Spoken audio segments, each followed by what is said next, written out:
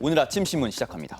지난해 서울시가 도입한 외국인 가사관리사 제도의 부실한 정책 설계로 인해 가사관리사들이 낮은 임금과 인권 침해를 호소하며 이탈하고 있다는 기사 먼저 보겠습니다. 서울경제입니다.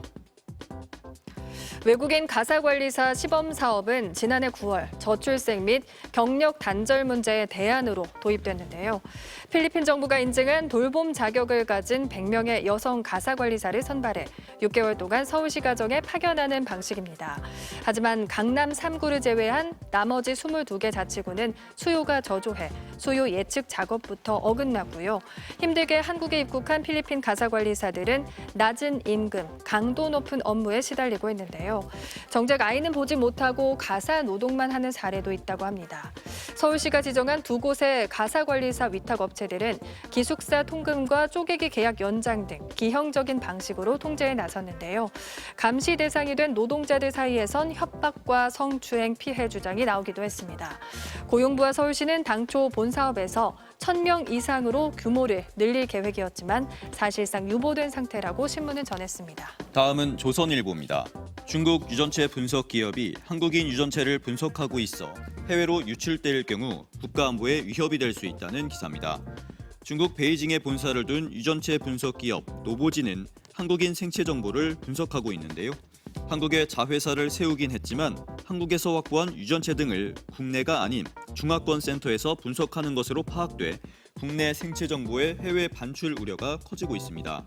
대규모 바이오 데이터를 보유한 국가가 이를 이용해 특정 국가 국민에게 가장 효능 있는 신약을 개발하면 의약품 의존이 심화될 수 있는데요. 해외로 넘어간 유전체 데이터가 해킹될 가능성도 있습니다.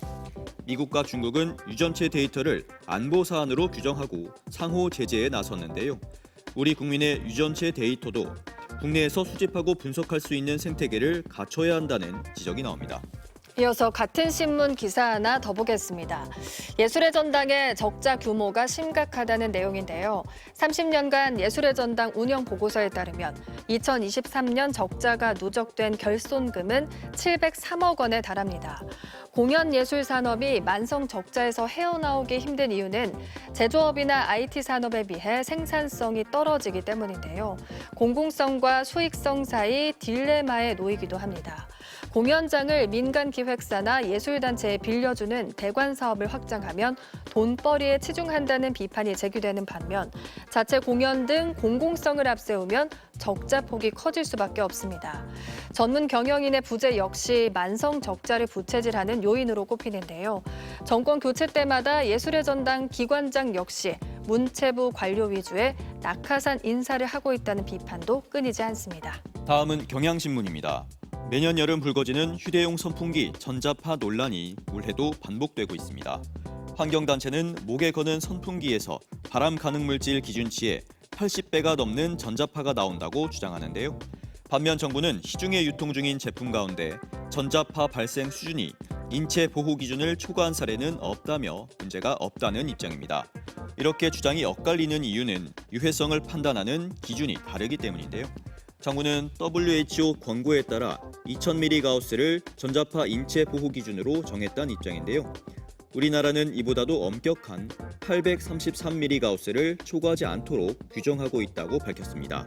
반면 환경단체는 WHO 산하 국제암연구소가 정한 기준치인 4mgauss를 기준으로 삼고 있습니다.